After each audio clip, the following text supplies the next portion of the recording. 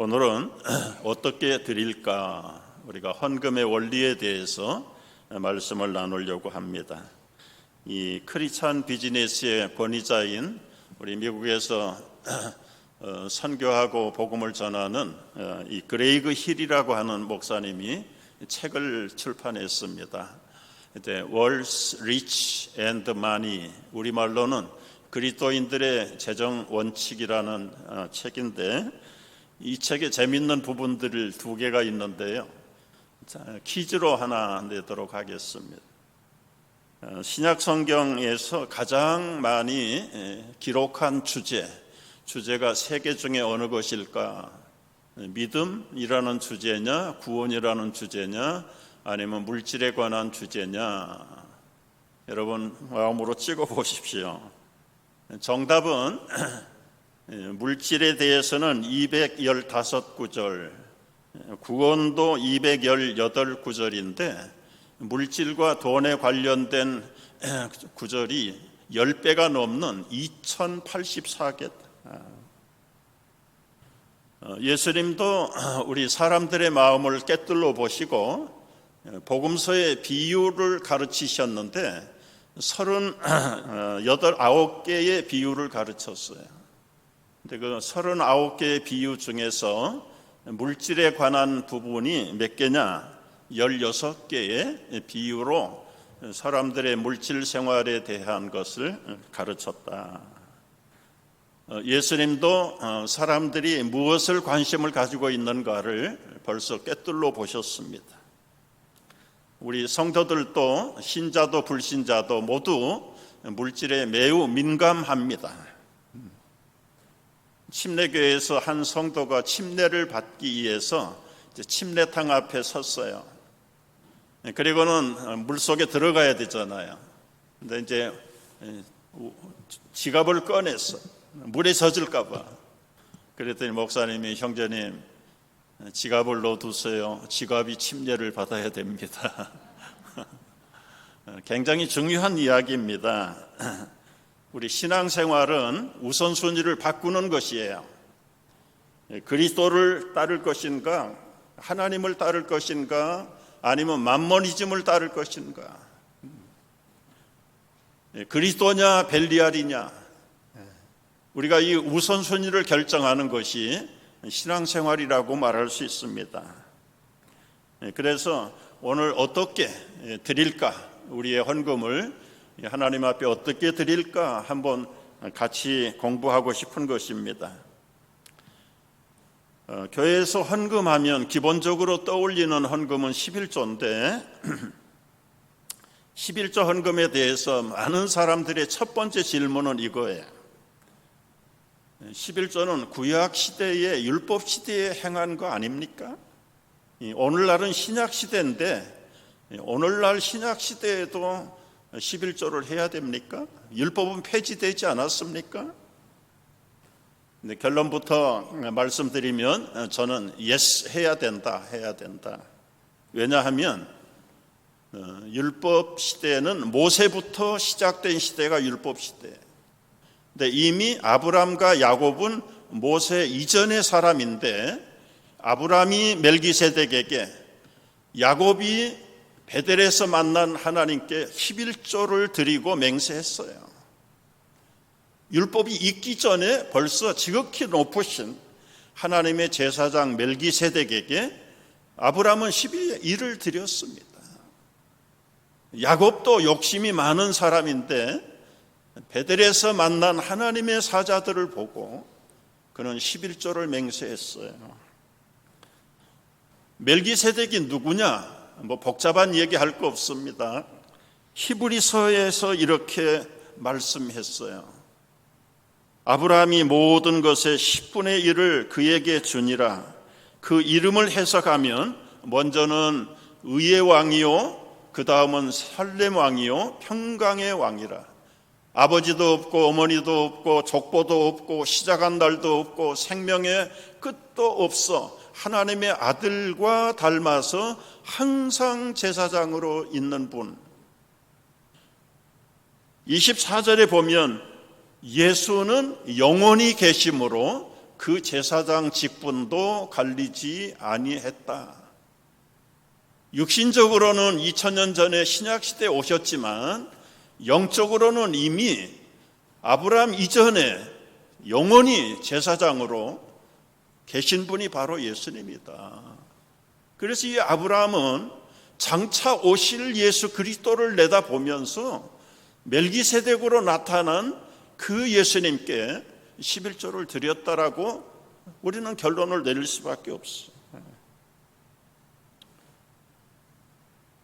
예수님은 11조에 대해서 어떻게 가르쳤습니까? 마태복음 23장 말씀에 보면 화 있을진저 외식하는 서기관들과 바리새인들이여 너희가 채소밭의 박하와 회양과 근처에 11조는 드리면서 율법에 더 중한 바 정의와 긍휼과 믿음은 버렸도다. 그 다음에 그러나 이것도 행하고 정의와 긍휼과 믿음을 가지고 저것도 11조도 버리지 말라. 11조를 하긴 하는데 율법적으로 하지 말고 형식적으로 하지 말고 정말 정의와 긍휼과 믿음을 다해서 11조 하라는 거예요. 오늘 배경의 설명입니다. 오늘 고린도 교회와 또 마케도니아나 갈라디아 교회 성도들에게 가르쳤던 헌금의 원리에 대해서 지금 이 배경은 이런 것입니다. 복음을 전했던 마더처치인 예루살렘 교회가 핍박과 그리고 기근을 당했어요. 바울 사도는 자기가 전도한 고린도 지역이나 마케도니아 지역이나 갈라디아 지역의 성도들에게 교회들에게 우리 마더처치인 예루살렘 교회가 핍박으로 겹친 데 덮쳐서 기근으로 지금 굉장히 어려움을 당하고 있다. 우리 각 교회 성도들이 그 예루살렘 교회 성도들을 좀 돕자. 굳이 헌금을 좀 보내자. 그래서 다들 오케이 했어요. 그런데 1년이 지나도 좀 대체적으로 부유한 고린도 지역의 교회가 약속은 해놓고 헌금을 모으지 않았습니다. 그래서 동역자인 디도를 보내서 고린도 교인들에게 저 마케도니아 교인들이 벌써 1년 전에 헌금해서 도운 것에 대한 케이스 스터디를 좀 가르쳐라. 그래서 기록된 말씀이 오늘 고린도전서 고린도후서에 읽었던 말씀드립니다. 저는 이 헌금 이야기 하기 전에 관계 문제를,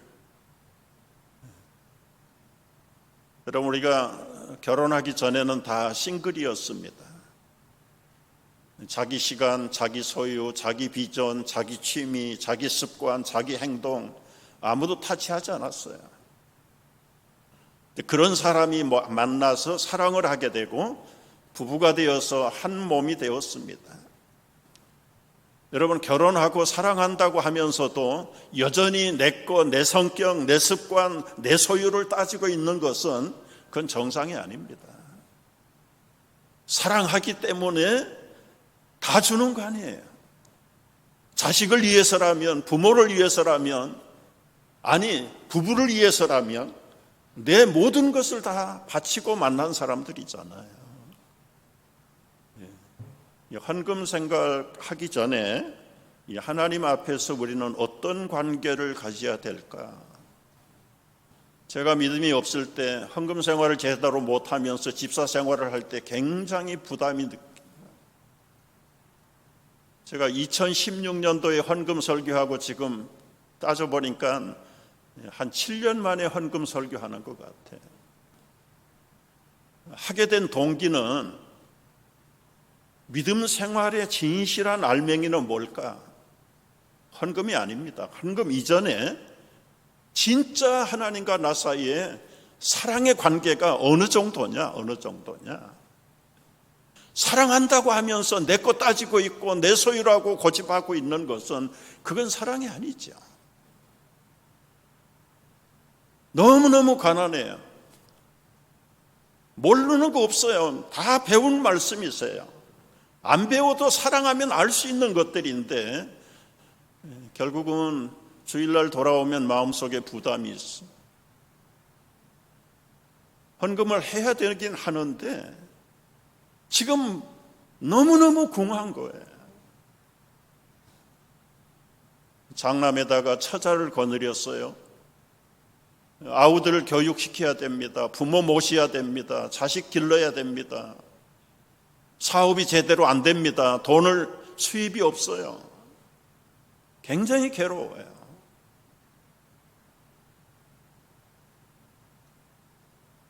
기도하기로 마음을 먹고 좀 집중적으로 기도하는 가운데 주님이 저에게 그렇게 말씀하세요. 너 너무 가난하고 힘들지? 나를 봐라. 여우도 굴이 있고 공중에 나는 새도 깃들일 곳이 없는 인자는 머리 둘 곳이 없다. 내가 능력이 없냐? 부유하게 살 권리가 없냐? 내가 왜 이렇게 헐벗고 내 머리 하나 높일 집이 없네? 그것은 너를 위해서 다 내가 대신 가난한 거야. 내가 널 위해서 생명까지 내어주지 않았니? 뭐를 그렇게 염려해? 너 먹을 거, 입을 거, 마실 거 생각하지 말고 하나님의 나라와 의를 구해. 하나님만 생각해봐. 공중의 새를 봐라. 새가 농사하냐? 농사 안 한다. 들의 백합화를 봐라. 백합화가 자기 옷을 만들어 입냐? 그는 길쌈을 하지 않아도 솔로몬이 입은 옷보다 더 화려한 옷을 걸치고 있는 게 백합화. 누가 새를 먹이고 누가 백합에게 예쁜 옷을 입히냐? 하나님을 바라봐라. 하나님이 그렇게 하시는 거 아니냐? 그러면서 마태복음 6장 33절을 저에게 주셨어. 너희는 먼저 그의 나라와 의를 구하라.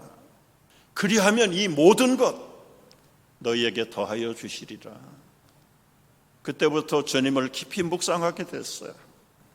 정말 나를 위해서 하늘보다를 버리시고 오신 예수님, 하나님의 권리를 내버리시고 사람들에게 오셔서 비천하게 매를 맞으시고 고난을 당하신 그 예수님, 그분이 권세가 없습니까? 능력이 없습니까? 기적을 베풀려면 얼마든지 베풀 수 있는 분임에도 불구하고 왜 그분은 끝까지 생명을 빼앗길 때까지 아무런 대꾸 한마디도 하지 아니하시고 그렇게 당하셨습니까? 너의 죄를 위해서, 너를 영원히 살리기 위해서 내가 대신 너에게 죄짐을 지느라고 나는 이 고생을 다 했다. 제가 그때 생각을 했어요. 주일날 꼬박꼬박 가고 주일학교 교사하고 찬양대 하는 것, 그것이 주님을 사랑하는 거예요? 그거보다 더 근본적인 사랑, 정말 나를 위해서 죽으시고 부활하셔서 지금도 하나님 보좌 우편에서 탄식하시면서 나를 위해 기도하고 계시는 그 예수님, 나는 어떻게 사랑할 것인가? 어떻게 사랑할 것인가? 그때부터 주여 나도 생명 드리기를 원합니다. 내 시간을 전적으로 주님 앞에 드리기를 원합니다. 그러면서 나의 마음 생각 속에 잃어버리고 미지근했던 주님의 사랑을 구체적으로 생각할 때 뭉클뭉클 눈물이 납니다. 감격스럽습니다. 그렇다고 해서 주머니가 금세 채워지는 건 아니었어요. 그러나 제 마음 자세에 사랑의 근본을 회복하고 나니까 주님 부족합니다. 오늘 드릴 것은 없지만 이 몸 바쳐 주님을 경배합니다. 주님과의 관계를 바꾸면서부터 예배가 다른 날의 예배가 아니었어요. 찬양을 부르는 것이 보통 찬양이 아니었어요. 정말 주님 앞에는 물질로는 헌금할 것이 없지만 마음속으로 주님 앞에 나의 전부를 바치는 그런 뜨거운 열기가 속에서 일어나기 시작하면서부터 마음의 주님과의 관계 속에 기쁨, 희열, 감사, 감격, 순간순간 꿈을 꾸어도 그 사랑이 감사하고 자연스럽게 하나씩 조금씩 때로는 사람들을 보내서 새로운 길들을 열어주시면서 변해가는 모습을 보면서 얼마나 기뻤는지 몰라요. 오늘 구체적으로 우리가 아는 말씀이지만 이 고린도 교회 교인들이 알지 못하는 것 우리 한번 짚어보면서 나갈 수 있으면 좋겠습니다. 우리가 어떻게 하나님 앞에 드릴까? 헌금의 원리 첫 번째는요, 우리가 고린도전서 16장 1절 2절 읽었죠. 성도를 위하여 연보에 관하여는 내가 갈라디아 교회들에게 명령한 것 같이 너희도 그렇게 하라. 여기 매주 첫날에 어떻게 드려야 됩니까? 매주 첫날에 주일마다 주님에게 정기적으로 저는 한때 모아가지고 해야 되겠다 모아놓고 나니까 딴 생각 들더라고요. 내 것 같지 않아요. 그런데도 모아놓으니까 내 것 같아요. 매주일 첫날에 두 번째는 각 사람이 그래서 우리 자녀들에게도 용돈의 11조라도 하라는 걸 가르쳐서 아이들도 빈손으로 주님 앞에 보내면 안 됩니다. 부부가 같이 벌지만은 각각 버는 대로 여기 수입에 따라서 드려라. 일을 얻은 대로. 세 번째 원칙이 수입에 따라서 드려야 돼요. 여러분, 일을 얻는 대로 이익을 얻는 기준이 무엇입니까? 관례적으로 11조가 기준이에요. 너희들 가만히 있어. 그냥 엄마가 다 할게, 아빠가 다 할게. 그건 가정에서 자녀들에게, 가족들에게 우리 하나님에 대한 헌신을 제대로 가르치지 않는 것입니다. 네 번째는 즉흥적으로 하지 마라. 미리미리 준비하라. 미리미리. 여러분, 고린도후서 8장 2절 말씀 보세요. 환난의 많은 시련 가운데서 그들의 넘치는 기쁨과 극심한 가난이 그들의 풍성한 연보를 넘치도록 하였다. 그들이 힘에 지나도록 자원하여 드렸다. 이 말씀을 보면은 다섯 번째 원리가 있습니다. 기쁨으로 드려야 돼요. 환난과 가난 속에서도 기쁨으로 드려라. 기쁨으로. 그 다음에 풍성한 연보를 드려라. 이 풍성하다는 말은 여러분 양적으로 많은 것을 얘기하는 게 아니에요. 그 마음이 확정한 대로 순수한 마음의 자세를 자유롭게 드려서, 따라서 여러분 헌금을 드릴 때 부담이 되고 시험이 되면 안 바치는 것도 하나는 괜찮아요. 차라리 바치지 말고 시험 들지 않는 게 나아요. 오늘 여기 풍성이라는 말은 물량적인 의미가 아닙니다. 마음의 넉넉함으로, 마음의 자유함으로. 일곱 번째는 3절에 보면은 힘에 지나도록 자원하여. 강요가 아닙니다. 이미 가르쳐준 대로 기쁨을 가지고 환경을 초월해서 마음의 자유함으로, 그러나 최선을 다해라. 마음의 섬김이 없으면 여러분 최선이 나오지 않아요. 5절 말씀에 보면 가장 중요한 말씀 가운데 하나가 있는데, 그들이 먼저 자신을 주께 드려라. 하나님도 뜻을 따라 우리에게 아들을 주셨지 않았냐. 여러분, 이것이 사실은 본론이에요. 본론. 먼저 자신을 주께 드리는 것이 헌금하기 전에 기본적인 하나님과의 관계입니다. 1816년에 스코틀랜드의 어느 조그만 교회에서 헌금 시간이 됐어요. 접시를 돌리잖아요. 어느 10살 먹은 소년이 헌금 접시를 봤더니 그냥 깔고 앉았어요. 옆에 교인들이 볼 때는 무엄하지. 꿀밤을 박아. 하나님, 나는 바칠 헌금이 없어서 내 몸을 바칩니다. 그리고 접시를 돌렸지.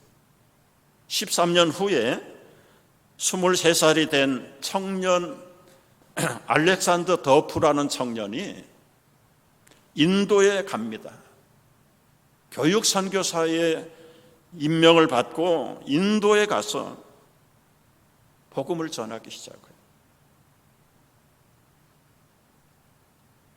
이 알렉산더 더프가 나이가 들어서 뉴욕에 왔어요. 뉴욕의 최초의 선교 대회를 소집을 했습니다. 1900년도에는 뉴욕에 3,000명, 대원들 250개 선교단체가 모여서 미국의 최대의 선교 대회를 시작한 사람이 10살 때 자기 자신을 하나님께 바쳤던 알렉산더 더프라는 사람. 여러분, 그때 무디를 비롯해서 수많은 사람들이 은혜를 받고 그 무디 밑에서 은혜를 받은 수많은 젊은이들이 수천 명이, 수백 명이 코리아에 갔어요. 미국에서 간 선교사가 3,300명이 한국에 갔습니다. 초창기에 갔던 언더우드나 아펜셀러도 이 무디의 은혜를 받고, 무디는 알렉산더 더프의 은혜를 받고, 한 사람이 하나님 앞에 드리니까 이 엄청난 영적인 변화가 일어나기 시작해요. 우리 자신 보잘것 없지만, 가진 것 없지만, 능력이 없지만 내 자신을 하나님께 하나 드려보세요. 하나님은 헌금 몇 푼에 관심 있는 분이 아니십니다. 8번째 원리는 준비해라. 미리 준비해라. 여러분, 2절, 3절, 4절, 5절 하면은 계속 준비에 관한 단어가 나와요. 미리 준비해야 이것이 참 연보지. 그래서 이 마케도니아 교회, 아가야 교회 성도들은 1년 전에 벌써 준비를 했는데, 고린도 교회 성도들은 1년이 지나도 지금 움직이지도 않고 있지 않냐. 뿐만 아니라 여러분, 6절에 보면 많이 심어 많이 거두라. 많이 심어서 많이 거두라. 뿌리는 대로 거두는 것이 농사의 일반 법칙인 것처럼 영적인 법칙도 마찬가지. 많이 심어야 많이 거두는 거예요. 7절의 말씀 보면은 억지로 하지 말고 인색함으로 하지 말고 즐거운 마음으로 하라. 즐거운 마음으로 하라. 8절에는 모든 착한 일을 넘치게 하라. 착한 일을.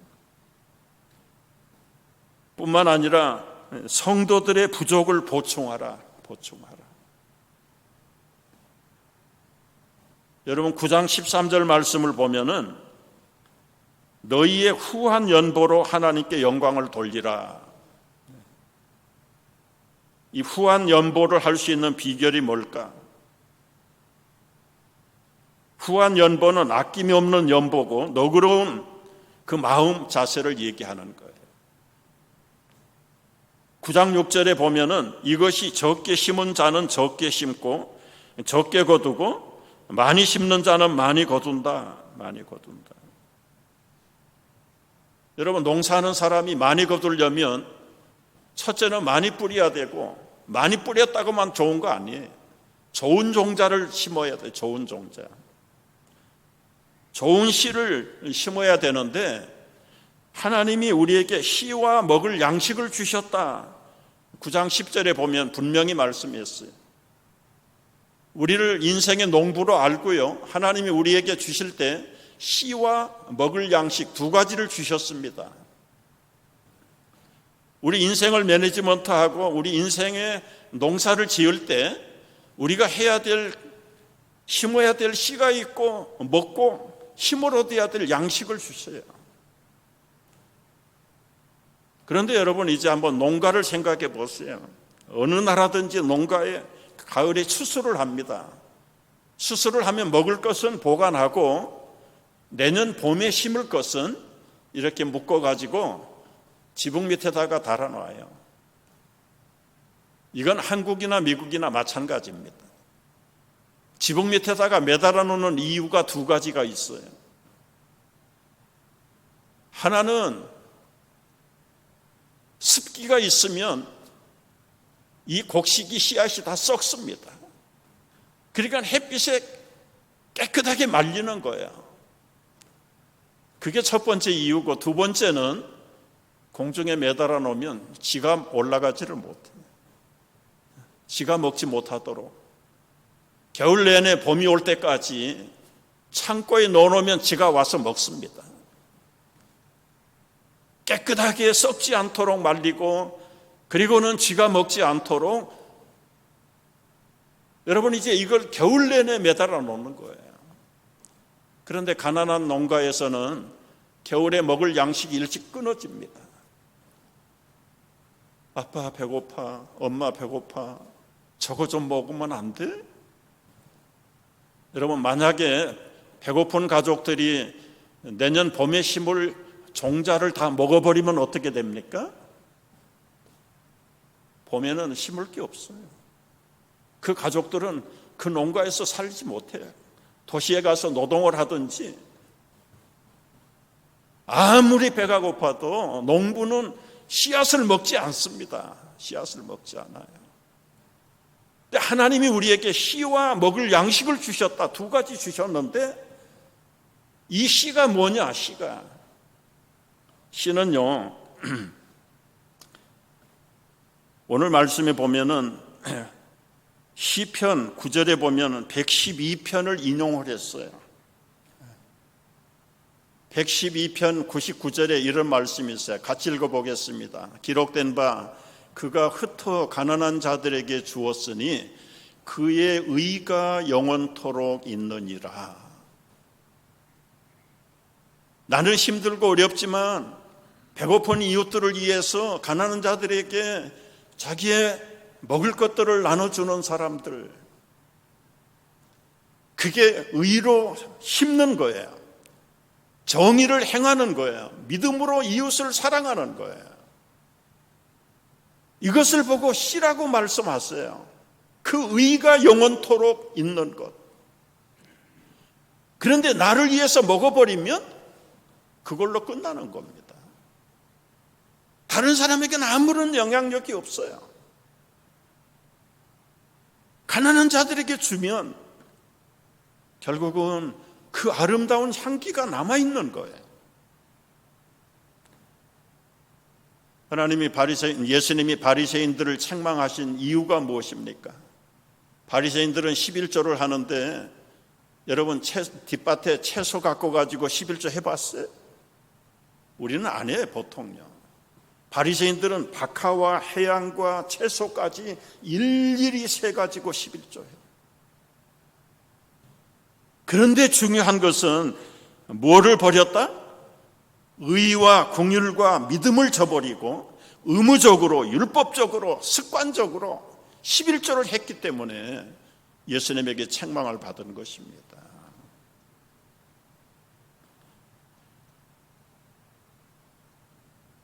여러분, 헌금 설교는 하는 목사도 부담 느끼고요, 또 듣는 여러분도 굉장히 부담을 느껴요. 그런데 부담 느끼는 설교라고 해서 안 하는 것만 상책은 아니고, 여러분이 안 듣고 마음속에 불안한 것을 갖는 것이 목적이 아니고, 이 문제는 언젠가는 빠르면 빠를수록 자유를 해야 되거든요. 그 자유하는 방법이 지금 중요합니다.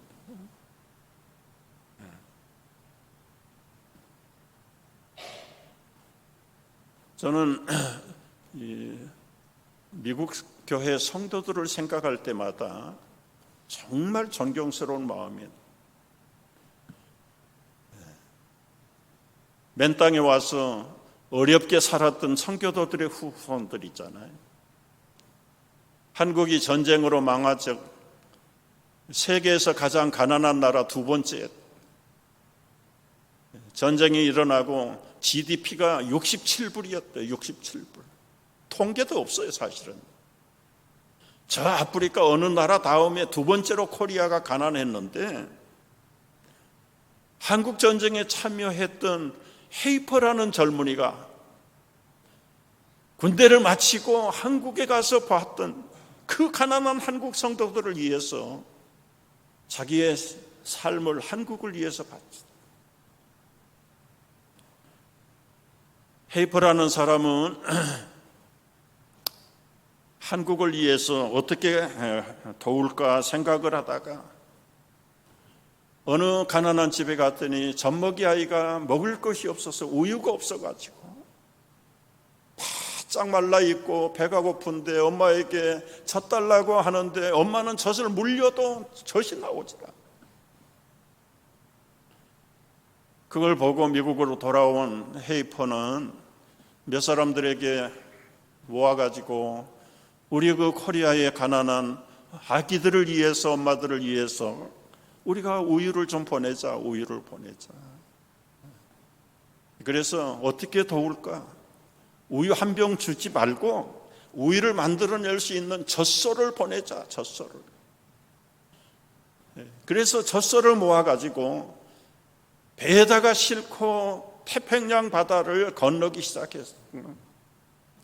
그걸 소위 한국을 위한 노아 방주 작전이라, 노아 방주가 한국을 위해서 후원자들을 모으고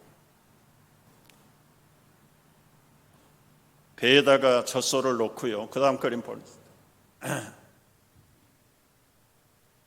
목동들이 300명 44번을 태평양을 건너다니면서 젖소를 실어다가 가난한 농가에 젖소를 주었어요. 젖소뿐만 아닙니다. 계란을 보냈는데 21만 6천 개를 보내. 가서 병아리를 까가지고 키워가지고 계란을 낳고 또 병아리를 만들고. 그래서 이 한국의 종란, 우리가 지금 슈퍼마켓에서 먹는 달걀은 아무리 품어도 병아리 안 나오는 계란입니다. 염소도 보냈습니다. 토끼도 보내고, 심지어는 꿀벌을 보내. 꿀벌. 폭격으로 벌들이 다 망가지고 죽어버렸다. 농사를 지는데 꽃은 피는데 벌이 없어요. 이게 열매를 맺지 못합니다. 벌을 보낼 때는 그냥 높은 고도로 가면 벌이 기압에 죽는답니다. 일정한 저도 밑에 달려야 되는데 얼마나 비행기 시간이 3배로 길었죠. 3배로 길어. 그런 것들을 다 감수하고 그 아들을 위해서, 가난한 한국 국민들을 위해서 병원을 돕고, 참 그렇게 해서 자라난 나라가 우리 대한민국인데, 지금은 대한민국이 이제는 반대로 네팔과 방글라데시와 아프리카와 거기에 수많은 월드비전, 선명회, 굿네이버, 그리고는 코이카, 봉사단, 여러분이 교회를 중심으로 3만 명의 선교사들을 5대양 6대지에 보냈잖아요. 지금. 우리 교회도 지금 40여 명의 선교사들을 세상에 보냈잖아요. 우리 라비에 붙어있는 게시판 하나를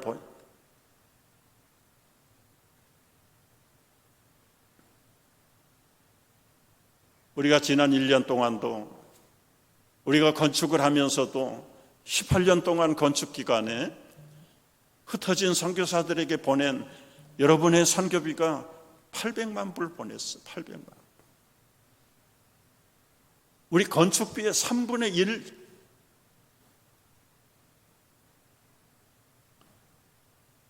우리 지금 페루에 있는 김복향 선교사님 지난번에 와서 보고한 거 보지 않았어요? 직업학교를 만들고 미용학교를 만들고 재봉 기술을 가르치고, 그들이 먹고 살 게 없으니까 그들에게 직업을 가르쳐. 우리 각처에 있는 선교사들 지진이 난 곳에 가서 섬기게 만들고, 복음을 알지 못하는 자들에게 복음을 가르치고,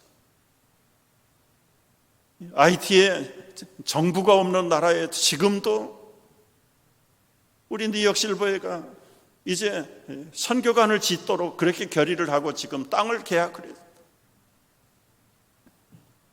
병을 치료해주고 글자를 가르치고 성경을 가르치고 먹을 것을 주고. 여러분, 이것을 1년 동안 어떻게 했는지, 그리고 앞으로 1년 동안 또 어떻게 할 것인지, 그것이 우리 재직회를 통해서, 공동의회를 통해서 새로운 예산과 행정을 책정하는 거예요. 그러니까 여러분들이 알게 모르게 조금씩 주님 앞에 드리는 모든 헌금들이 모아져서 우리 어린 자녀들을 말씀으로 잘 가르치는 교육비로도 나가고, 선교비와 사랑의 후원금으로도 나가고, 또 이 단체, 사회단체 얼마나 많아요. 방송국 필요하고, 기독교 신문사도 필요하고, 신학교도 필요하고. 그런저런 일들에 여러분들의 기도와 여러분들의 헌신이 모아져서 오늘 여기까지 우리가 온 것입니다. 이것이 어떻게 됐다고요?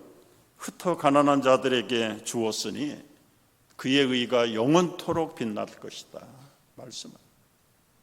우리 앞으로 이제 오늘 공동의회를 통해서 새로운 1년을 어떻게 우리가 섬겨나갈 것인가, 또 여러분이 작정하고 기도하는 가운데 다른 거 다 기억 못한다 할지라도 하나님은 나를 사랑하시되 당신의 독생자까지 주셨구나, 나를 위해서 생명을 바쳐주신 그 주님의 사랑 앞에, 하나님의 사랑 앞에 나는 어떻게 살아야 될 것인가 묵상하면서 이 12월에 육체로 오신 예수님을 영접하고 준비하는 12월 달이 되시기를 주의 이름으로 축복합니다. 기도하겠습니다.